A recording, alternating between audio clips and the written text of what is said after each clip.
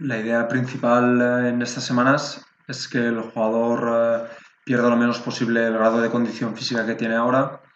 Entonces, para ello hemos hecho un plan individual para cada uno que vamos supervisando día a día. En este plan individual, sobre todo en la primera semana, hay una parte genérica bastante importante y luego hay un complemento individual para cada uno específico. Entonces, en esta parte genérica buscamos sobre todo dar calidad muscular a los ejercicios, porque ya que el ritmo vamos a perderlo, ritmo de competición, ritmo de entrenamiento se va a perder bastante, pero el tono muscular intentamos que se pierda lo menos posible. Aparte, luego en la parte esta individual intentamos o potenciar algún aspecto característico del jugador o paliar un poco algún problema físico que haya tenido últimamente en cuanto a lesiones, etcétera, etcétera. Para ello, una de las primeras decisiones que tomamos en el club fue abastecer a los jugadores del material de entrenamiento necesario para poder trabajar desde su casa. Entonces hay muchos que ya disponían de este material, pero hay otros que no. Entonces desde el club pues, se mandó bicicleta estática, pesas, feedballs, bosus, gomas, etcétera, etcétera, para poder desarrollar con garantías este tipo de entrenamiento individual. La mayoría de los ejercicios tienen una orientación neuromuscular para mantener la calidad del tono muscular y que a nivel coordinativo tengan riqueza, porque de nada sirve el trabajo muscular si no viene acompañado de una buena coordinación. Además, hay un bloque aeróbico importante para quemar calorías, para mantener el metabolismo activo y que le sirva para mantenerse en su peso, vamos. La manera de organizarnos es, yo les mando el entrenamiento de manera individual cada día y cuando terminan el entrenamiento este, por videoconferencia, hablamos de las dificultades que han encontrado en él o cómo se han sentido. Entonces, ahí afinamos un poco más el entrenamiento del día siguiente, porque, como decía, hay una parte individual que es la más importante del entrenamiento y tenemos que ir día a día afinando en los pormenores de las tareas, en pequeñas molestias que puedan surgir, etcétera, etcétera.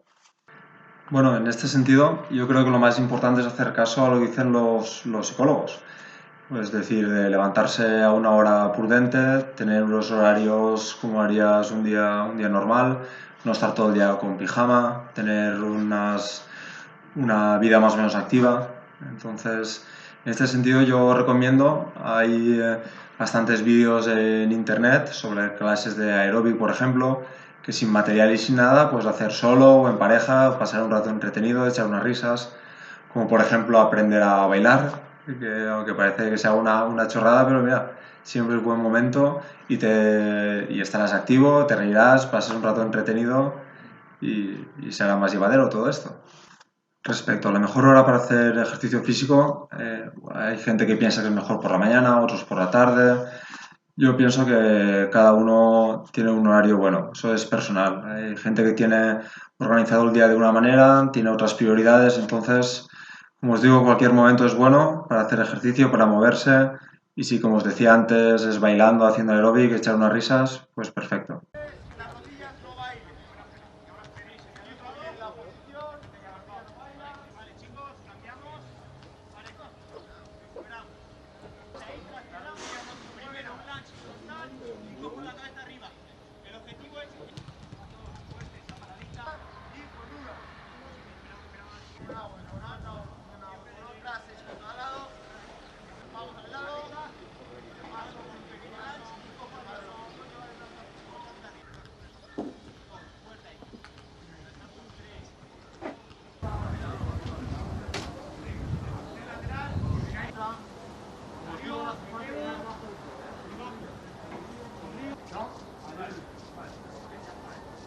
Vale, chicos, vamos ya, cambio largo.